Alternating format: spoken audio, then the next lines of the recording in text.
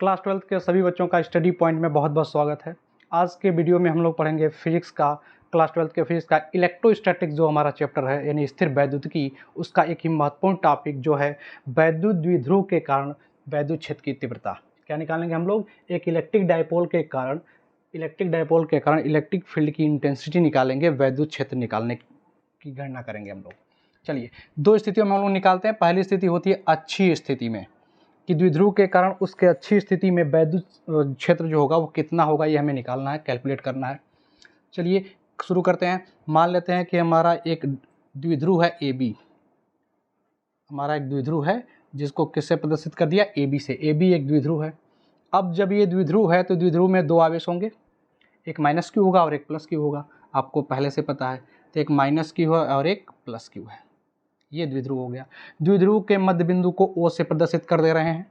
अब इसके मध्य बिंदु से इसकी अच्छी स्थिति, इसका द्विध्रुव का अक्ष ये होता है, इसकी लंबाई को मिलाने वाली जो रेखा है, लंबाई के अनुदिश, उसको हम अक्ष बोल रहे हैं। तो ये हमारा मध्य बिंदु हो गया। इस मध्य बिंदु O से R डिस्टेंस पर हमारा पॉइंट है P। कौन सी स्थिति में है ये? अच्छी स्थिति में है। पॉइंट P जो मध्य बिंदु से R दूरी पर है। यहाँ पर हमें इलेक्ट्रिक फील्ड की इंटेंसिटी कैलकुलेट करनी है, वैद्युत क्षेत्र की तीव्रता कैलकुलेट करनी है। चलिए क्या करेंगे हम लोग? हम पहले दोनों आवेशों के कारण यहाँ पे वैद्युत क्षेत्र निकालेंगे, फिर उनका परिणामी निकाल लेंगे, हमारा रिजल्ट आ जाएगा। तो हम लोग कैसे निकालेंगे? माइनस क्यू के कारण यहाँ पे वैद्युत क्षेत्र निकालेंगे, प्लस क्यू के कारण यहाँ पे वैद्युत क्षेत्र निकालेंगे, फिर दोनों का परिणामी निकाल लेंगे। चूंकि वैद्युत क्षेत्र सदिश राशि है तो दिशा के साथ देखना पड़ेगा। तो चलिए एक एक को निकालते हैं। हम बोले अगर कि माइनस क्यू के कारण यहाँ पे निकाल लेते हैं हम लोग। हमारा द्विध्रुव क्या है? किसी माध्यम में रखा हुआ है, तो हम चाहते ये चीज़ लिख सकते हैं कि माना द्विध्रुव ए बी के परावैद्युतांक के माध्यम में स्थित है। इस लाइन को हम चाहते हैं लिख सकते हैं, माना द्विध्रुव ए बी के परावैद्युतांक वाले माध्यम में स्थित है। इसके मध्य बिंदु O से इसकी अच्छी स्थिति में बिंदु P जो O से R दूरी पर है, वहां पर हमें वैद्युत क्षेत्र की तीव्रता कैलकुलेट करनी है, निकालनी है, ज्ञात करनी है। चलिए, तो अब माइनस क्यू के कारण यहाँ पे वैद्युत क्षेत्र पहले हम निकाल रहे हैं। किसके कारण निकालेंगे? माइनस क्यू के कारण। माइनस क्यू आवेश के कारण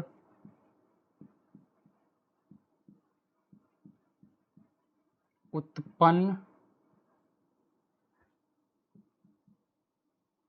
वैद्युत क्षेत्र की तीव्रता।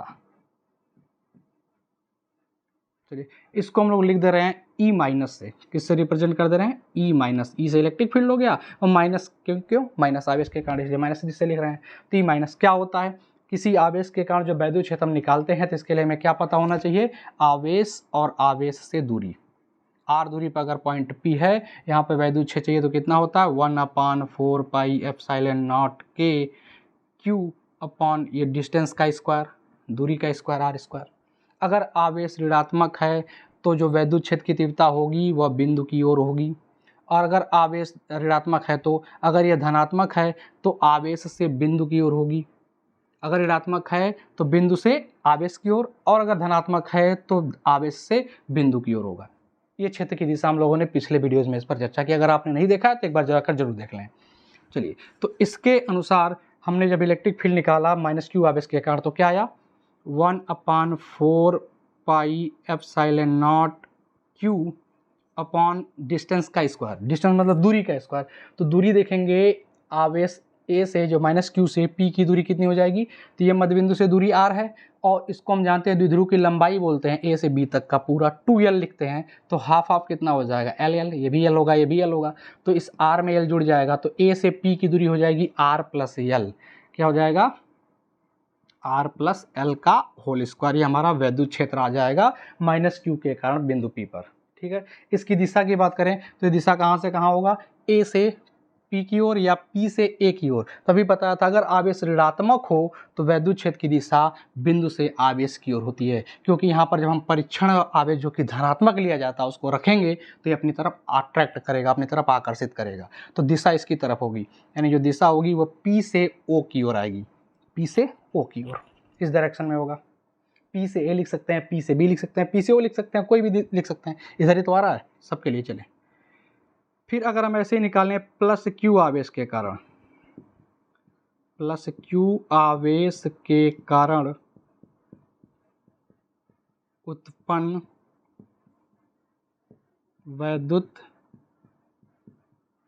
क्षेत्र की तीव्रता, अगर इसको निकाला जाए तो देखें ये ई प्लस से इसको प्रदर्शित करते हैं तो ई प्लस हो जाएगा 1/4 pi epsilon naught q upon r minus l का होल स्क्वायर। यहाँ पे आर माइनस एल क्यों लिया? क्योंकि अब ये दूरी चाहिए प्लस क्यू से पी की, यानी बी से पी की, तो ये दूरी कितनी बचेगी? ये पूरा आर, इसमें से एल घट जाएगा, आर माइनस एल बचेगा सिर्फ, तो आर माइनस एल का होल स्क्वायर। इस वैद्युत क्षेत्र की दिशा किधर होगी? चूंकि ये धनात्मक आवेश है तो ये प्रतिकर्षित करेगा, यानी जो दिशा होगी इस तरफ होगी, बी से पी की ओर होगी, तो इसकी दिशा जो हो जाएगी वो ओ से पी या बी से पी ऐसे लिख सकते हैं हम लोग। दिशा प्रदर्शित कर रहे हैं कि इस तरफ हो जाएगा, बी से पी की ओर। ठीक है, तो इस वैद्युत क्षेत्र की दिशा इधर है, इस वाले वैद्युत क्षेत्र की दिशा इधर है, दोनों एक दूसरे के विपरीत हैं। और जब दो सदिश एक दूसरे के विपरीत हों तो परिणामी निकालने के लिए हम क्या करेंगे? घटा देंगे, बड़े में से छोटे को घटा देंगे और जो दिशा होगी वह बड़े वाले की दिशा में हो जाएगी, परिणामी की दिशा बड़े वाले क्षेत्र की दिशा में हो जाएगी। चलिए, तो जो वैद्युत क्षेत्र ई होगा, परिणामी अगर वैद्युत क्षेत्र निकालें या नेट वैद्युत क्षेत्र अगर निकालें पी पर, नेट वैद्युत क्षेत्र जो अगर पी पे हम निकालें तो क्या आएगा? ई इज इक्वल टू, देखें बड़ा कौन है छोटा कौन है दोनों में से, तो जिसका हर छोटा होगा भाग करने पर वो उसका मान ज़्यादा आ जाएगा। तो इसका हर छोटा है तो ये बड़ा है और ये छोटा है, तो ये बड़ा है, ई प्लस बड़ा है, तो ई प्लस में से ई माइनस को घटा देंगे। ई प्लस क्या है? बड़ा है, तो इसमें से ई माइनस को घटा देंगे और इस नेट वैद्युत क्षेत्र की दिशा किस दिशा में होगी? ई प्लस के दिशा में होगी, जिस तरफ ई प्लस है। तो ई प्लस किधर है? ओ से पी की ओर, यानी जो नेट वैद्युत क्षेत्र ई आएगा वो इस दिशा में आएगा, जिस दिशा में हमारा ई प्लस था, ओ से पी की ओर उस तरफ, ये हमारा नेट वैद्युत क्षेत्र आएगा ई। ठीक, इस ई को कैलकुलेट करना है, तो हमने लिख दिया। आप क्या करेंगे? ऊपर से दोनों का मान रखें, ऊपर से दोनों मान पुट करें। चलिए इधर सॉल्व करते हैं। अब दोनों मानों को रखा जाए अगर, तो यहाँ से हमें दिख रहा है, देखें मान रखते हैं दोनों का 1/4 पाई एप्सिलॉन नॉट, और देखें अगर माध्यम जो है वो उसका परावैद्युतांक के है तो उसको भी यहाँ लिख सकते हैं, लास्ट में हटा देंगे, वायु का मान करके 1 पुट कर लेंगे। अभी फिलहाल रख देते हैं यहाँ पर, तो 1/4 पाई एप्सिलॉन नॉट के, ई प्लस में कितना है? Q upon r minus l का होल स्क्वायर। इसमें से क्या घटाना है? ई माइनस वाले को घटाना है, तो घटा देते हैं। 1/4 पाई एप्सिलॉन नॉट के q upon r plus l का होल स्क्वायर। दोनों का मान रख दिया। यहाँ से कुछ कामन दिख रहा है, कामन ले लें। कामन क्या दिख रहा है? क्यू अपान 4 पाई एप्सिलॉन नॉट के कामन दिख रहा है। यहाँ क्या बचेगा? 1/r माइनस एल का होल स्क्वायर, और यहाँ बचेगा -1/r प्लस एल का होल स्क्वायर। ठीक है, ये आपका ही आ जाएगा। इसके बाद क्या करेंगे? इसको आगे सॉल्व करने के लिए देखें, इस पूरे को होल स्क्वायर के रूप में लिख लें, इसको होल स्क्वायर के रूप में लिख लें, क्योंकि 1 का स्क्वायर तो लिख ही सकते हैं। तो ये हो जाएगा 1/r माइनस एल का होल स्क्वायर, ये हो जाएगा 1/r प्लस एल का होल स्क्वायर। नेक्स्ट स्टेप में अगर इसको ऐसे लिख दें 1/r माइनस एल का होल स्क्वायर, इधर हो जाएगा 1/r प्लस एल का होल स्क्वायर। ठीक है, इस तरह से लिख सकते हैं इसको, और ये आगे वाला ऐसे रह जाएगा Q/4 pi epsilon not into के। ठीक है, इतना बात समझ में आ रहा है? चलिए इसके बाद क्या करेंगे? अब इसमें फार्मूला लगाएंगे, इसको a मान लो, इसको b, तो a square minus b square का सूत्र है। a square minus b square equal to क्या होता है? a plus b into a minus b. एक ब्रैकेट में दोनों को जोड़ देते हैं, एक ब्रैकेट में दोनों को घटा देते हैं। तो उस हिसाब से अगर करें तो Q/4 पाई एप्सिलॉन नॉट के, यहाँ एक ब्रैकेट में दोनों को जोड़ देंगे, दूसरे में घटा देंगे, तो जब जोड़ेंगे तो 1/r minus L plus 1/r plus l, एक बार जोड़ दिया। दूसरे ब्रैकेट में क्या करेंगे? इसको घटा दें, तो 1/r माइनस एल और माइनस हो जाएगा 1/r प्लस एल। ये हो गया। ए स्क्वायर माइनस बी स्क्वायर लगा दिया। अब क्या करेंगे? इसमें इसका हर बराबर करके जोड़ दें, इसमें इसका हर बराबर करके घटा दें। तो पहले हर बराबर करना पड़ेगा। हर बराबर कैसे करेंगे? 1/4 पाई एप्सिलॉन नॉट के यहाँ लिख दिया। इसके बाद इसका हर बराबर करें। हर बराबर करने के लिए इसका गुणा इसमें कर दो, इसका गुणा इसमें कर दो, नीचे दोनों का गुणा कर दो।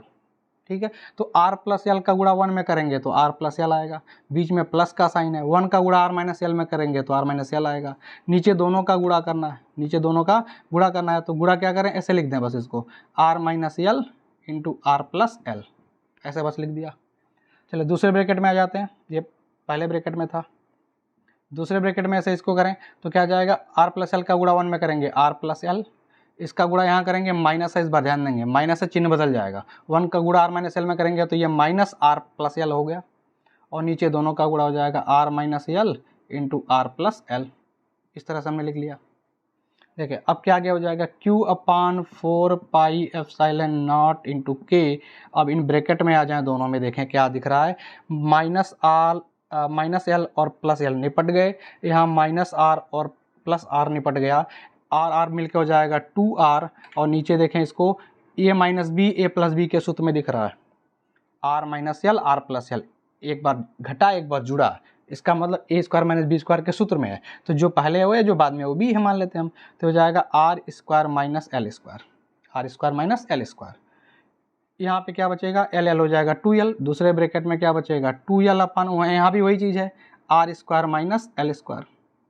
दोनों को अगर एक साथ गुणा कर दें इनका, तो देखें क्या हो जाएगा, यहाँ से देखें Q 2 हो जाएगा 4, हम इसको दो बार में तोड़ के लिख रहे हैं क्योंकि हमें ज़रूरत है, तो 2 को अलग कर लिया, 2 को अलग कर लिया, 2 इंटू 2 कर लिया, और उसके बाद क्या दिख रहा है, R भी है और L भी है और Q भी है, तो QRL इस तरह से इसको लिख लिया। ठीक है, दो में गुणा नहीं कर, उसको तोड़ के ऐसे लिख दे रहे हैं, और नीचे क्या हो जाएगा 1 अपान नीचे 4 पाई एप्सिलॉन नॉट इंटू के, ये आ गया। इस ब्रैकेट के अंदर आए तो नीचे क्या है हर में, r square minus l square, और यहाँ भी r square minus l square, यानी ये दोनों ये जो पूरी दो पद हैं ये दो बार आया है, तो पूरे का होल स्क्वायर लिख सकते हैं हम दो बार आने की वजह से, तो r square minus l square दो बार आया तो इसका भी हो जाएगा होल स्क्वायर। ठीक है, इस रूप में इतना हम लोग लिख लेंगे। अब यहाँ से आगे देखें और थोड़ा सा, तो यहाँ पे दिख रहा है 2QL, आर को यहाँ से अगर अलग कर लें, कहीं भी लिख सकते हैं, गुणे में आगे पीछे कहीं भी लिख लें, तो 2QL ये पीछे हम लोगों ने कहीं पढ़ा है, ये हमारा P होता है, द्विध्रुव आघूर्ण P बराबर क्या आया था 2QL, एक आवेश, द्विध्रुव का एक आवेश का परिमाण और दोनों आवेशों के बीच की दूरी यानी लंबाई, 2L का गुणनफल क्या कहलाता था, द्विध्रुव आघूर्ण, तो वही P इक्वल टू 2QL होता है। तो 2QL यहाँ दिख रहा है, इसके जगह हम लोग P लिख सकते हैं, तो हो जाएगा 2P और R भी है तो 2PR, नीचे हो जाएगा 4 पाई एप्सिलॉन नॉट के, और ये पूरा ब्रैकेट। ठीक है, इस ब्रैकेट में एक खास बात ये है कि इसमें जो हमारा L है, L क्या है, आधी द्विध्रुव की लंबाई, द्विध्रुव की आधी लंबाई है वो, तो ये बहुत छोटी दूरी है, 2L ही छोटा होता तो L तो और छोटा हो गया, और ऊपर से उसका स्क्वायर भी कर रहे हैं, एक से छोटी राशियाँ जितनी भी होती हैं, जो बहुत छोटी राशियाँ होती हैं, उनका स्क्वायर करने पे और छोटा हो जाता है वो, तो ये बहुत छोटी लंबाई है, इसका स्क्वायर कर दिया और छोटा हो जाएगा, नगण्य हो जाएगा, नेग्लिजिबल हो जाएगा, तो L स्क्वायर को नगण्य अगर मान लें तो L स्क्वायर यहाँ नगण्य हो जाएगा, तो क्या बचेगा R स्क्वायर, उसका भी पावर 2 है तो R पर पावर 4 हो जाएगा, और एक R से R कैंसिल हो जाएगा, तब ऐसे केस में L स्क्वायर को नगण्य मानते हुए, इसको क्या मान लें, नगण्य मानने पर, नगण्य मानने पर क्या आ जाएगा, जो हमारा E आएगा वो हो जाएगा 2P upon 4 pi epsilon naught के R क्यूब, क्योंकि जैसे ही नगण्य मानेंगे L स्क्वायर को हटा देंगे यहाँ से, तो R स्क्वायर का स्क्वायर R पे 4 हो जाएगा, एक R से कैंसिल हो जाएगा, R क्यूब आ जाएगा, तो इज इक्वल टू हो जाएगा 2P upon 4 pi epsilon naught के इंटू R क्यूब। अगर ये द्विध्रुव वायु में रखा हो तो इसके जगह पे K की वैल्यू 1 भी रख देंगे, तो K भी गायब हो जाएगा। ये हमारा आ जाएगा वैद्युत क्षेत्र की तीव्रता, किसके कारण, इस द्विध्रुव के कारण, कहाँ पर, अच्छी स्थिति में बिंदु P पर। अब इसकी दिशा की बात करें तो दिशा कहाँ आया हमारा, इस दिशा में आया, बाएं से दाएं तरफ, यानी कि इसके मध्य बिंदु से कहाँ, बिंदु की ओर, द्विध्रुव से बिंदु की ओर आया है। चले, हम लोगों ने जब वैद्युत द्विध्रुव आघूर्ण पढ़ा, P की दिशा, इसकी भी दिशा पे हमने बात की है कि इसकी दिशा -Q से +Q की तरफ होता है, इसकी दिशा कहाँ होती है, -Q से +Q की तरफ। तो यहाँ पे देखें तो -Q यहाँ, +Q यहाँ, यानी द्विध्रुव की जो दिशा है, द्विध्रुव आघूर्ण की जो दिशा है वो इधर ही है, और वैद्युत क्षेत्र की दिशा भी इधर ही है। इसका मतलब अच्छी स्थिति में वैद्युत क्षेत्र की दिशा जो दिशा होती है वह द्विध्रुव आघूर्ण की दिशा के ही समान होती है, उसी दिशा में होती है। ठीक है, और कितना में होता है, is equal to 2P upon 4 pi epsilon naught के इंटू R क्यूब। जब निर्वात या वाई में रखा होगा तो उसके जगह पे K की वैल्यू क्या कर देंगे, 1 रख देंगे, वाई के लिए क्या हो जाता है 1, तो वहाँ पे 1 पुट कर देंगे। तो ये हो गया अच्छी स्थिति में। चलिए स्क्रीनशॉट ले लीजिए, फिर आगे हम बात करते हैं। चलिए नेक्स्ट अब हम लोग बात करेंगे निरक्षीय स्थिति में। ये तो रही अच्छी स्थिति में, इसके बाद हम कहाँ देखेंगे, निरक्षीय स्थिति में।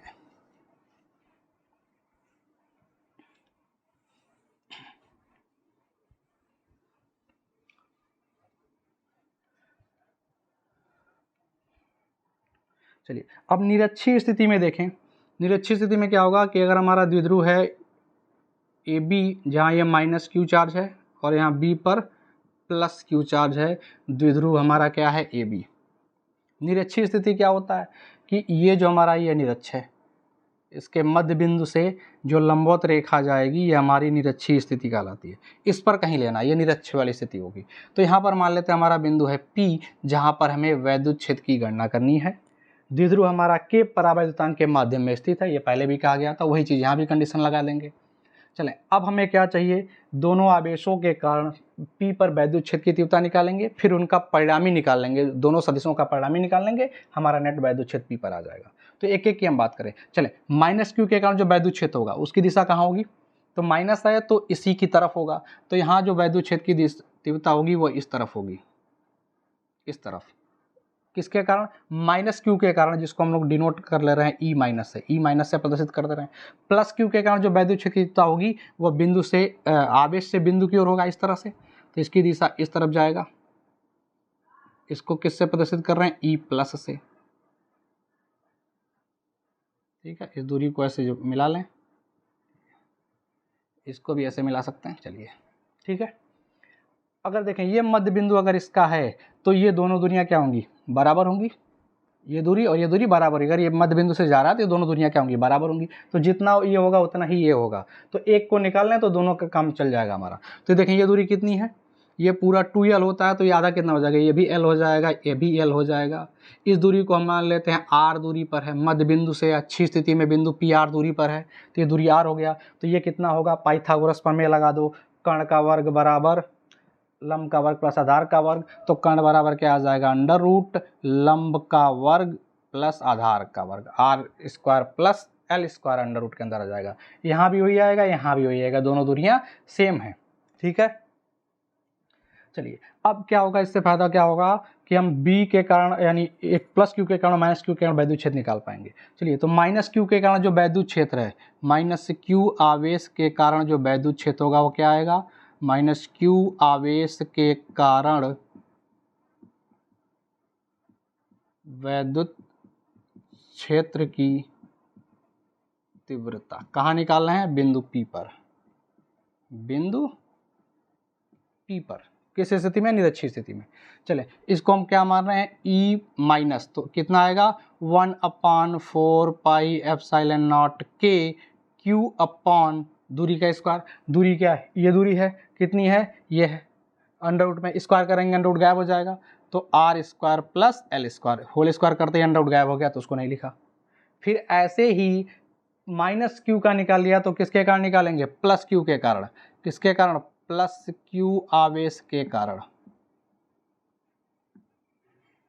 प्लस Q आवेश के कारण वैद्युत क्षेत्र की तीव्रता कहाँ पे निकाल रहे हैं, बिंदु P पर, जिसको मान रहे हैं E प्लस क्या आएगा 1/4 pi epsilon naught Q upon दूरी का स्क्वायर वही हो जाएगा r square plus l square, under root गायब हो जाएगा स्क्वायर करने पे।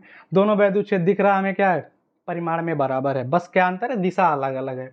इसकी दिशा इस तरफ है, इसकी दिशा इधर है। दिशा भी चाहे तो साइड में लिख देंगे। E माइनस की दिशा कहाँ है, P से A की ओर, P to A इसकी दिशा है, और इसकी दिशा कहाँ है, B to P, किसकी तरफ है, B से P की ओर, B to P। ठीक, दिशा भी साइड में लिख दिया हमने। अब अगर हमें परिणामी निकालना है, वैद्युत क्षेत्र E निकालना है, परिणामी इनके दोनों का, तो कैसे निकालेंगे। अब जब दोनों विपरीत दिशा में थी तब तो घटा दिया, अब यहाँ दोनों की दिशाएं विपरीत नहीं है, कुछ अलग दिशा में है, तो इसको कैसे निकालेंगे, दोनों का हम लोग घटक निकालेंगे, दोनों सदिशों का घटक तोड़ देंगे, लंबवत घटकों में तोड़ दें। चले, E प्लस का घटक एक इधर हो जाएगा ऊर्ध्वाधर ऊपर की ओर, और एक ऐसे बाएं तरफ। हम लोग क्या जानते हैं कि अगर सदिश A ऐसे है, 11th क्लास में हमने पढ़ा है वेक्टर में, तो इसके दो घटक हम ले सकते हैं, दोनों घटक एक दूसरे के लंबवत होंगे, परिणामी वाला बीच में रहेगा। अगर परिणामी वाले से जो घटक कोण हमें पता होगा, मान लो ये वाला कोण पता है थीटा, तो इस घटक को बोलेंगे A cos थीटा, दूसरा हो जाएगा A sin थीटा।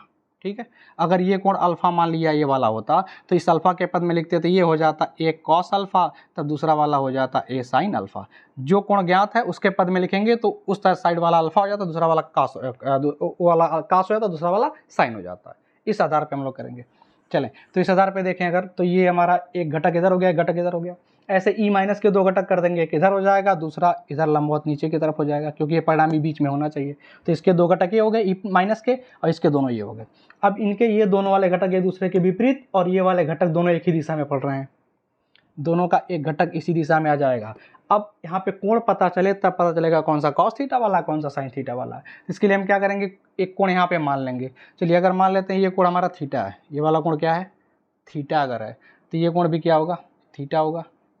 एकांतर कोण कहते हैं ना, दो समांतर रेखाएं होती है, रेखा काट रही हो, तो ये दोनों कोण एकांतर कोण होते हैं। ये थीटा है तो ये भी क्या हो जाएगा, थीटा।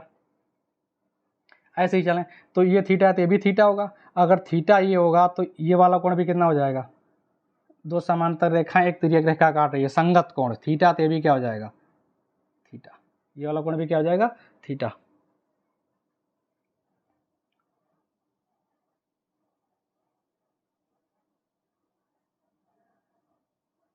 चलिए ये कोण भी आ गया हमारा थीटा। चलें अब घटक लिखें तो ई माइनस, इस दिशा में ई माइनस है, ये थीटा वाला कोण है, तो इस घटक को क्या लिखेंगे, जो कोण पता होता है, जो ज्ञात होता है उसको कास दे देते हैं, तो ये ई माइनस कॉस थीटा हो जाएगा।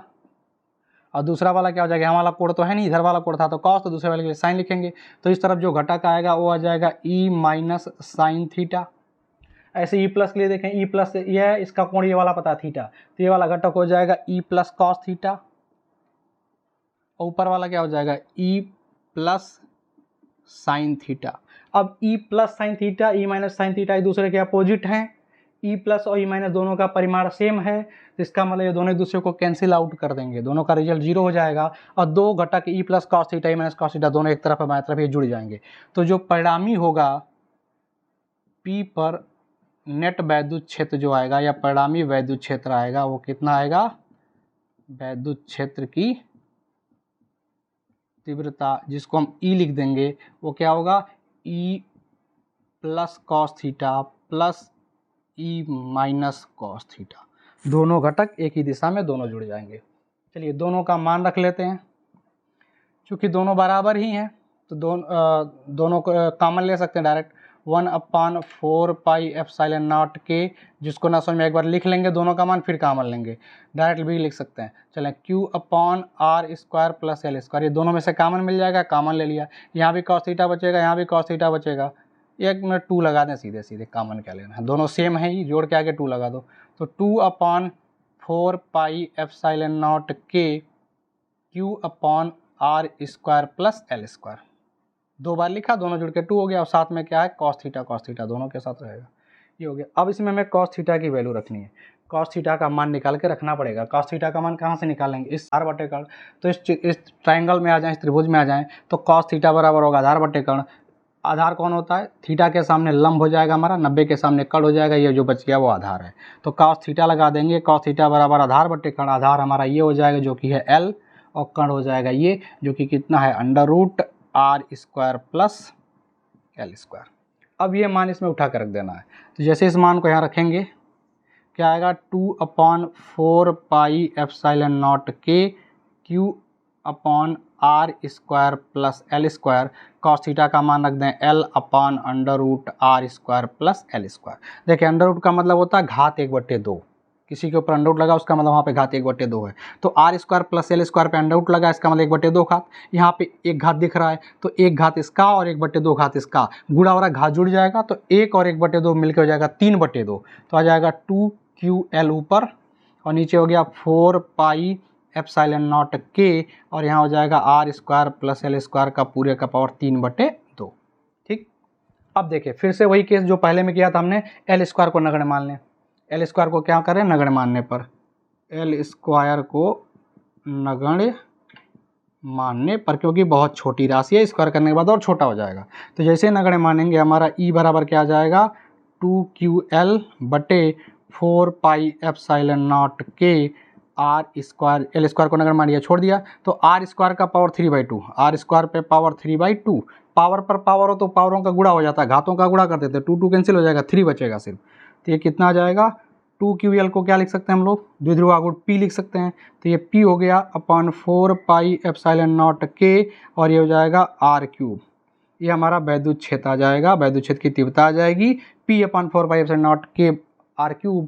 और अगर हमारा माध्यम द्विध्रुव निर्वात वायु में रखा हो, निर्वात में रखा हो, तो वहाँ पे K का मान क्या रख देंगे, 1 रख देंगे, तब कितना हो जाएगा, P/4 pi epsilon not into r³।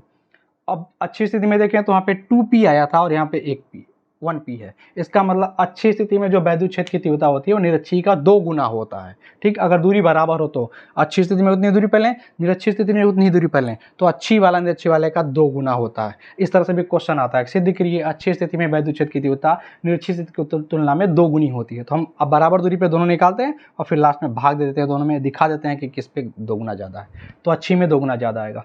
ठीक है, चलिए इसकी दिशा की बात करें, इसकी दिशा कहाँ होगी? तो दिशा हम लोग जानते हैं वैद्युत क्षेत्र की दिशा इसमें कहाँ कैलकुलेट होकर आ रहा है, इस तरफ आ रहा है। परिणाम इधर ही था दोनों का, तो इधर है। और द्विध्रुव आघूर्ण की दिशा होती है -q से +q की तरफ, और ये आ रहा इधर। इसका मतलब निरक्षीय स्थिति में जो वैद्युत क्षेत्र की दिशा है वह द्विध्रुव आघूर्ण की दिशा के विपरीत दिशा में, और अच्छी स्थिति में क्या आता था, उसी दिशा में आता था। ठीक है, तो आई होप आपको ये टॉपिक समझ में आ गया होगा। तो इस वीडियो में इतना ही, मिलते हैं नेक्स्ट वीडियो में नेक्स्ट टॉपिक के साथ।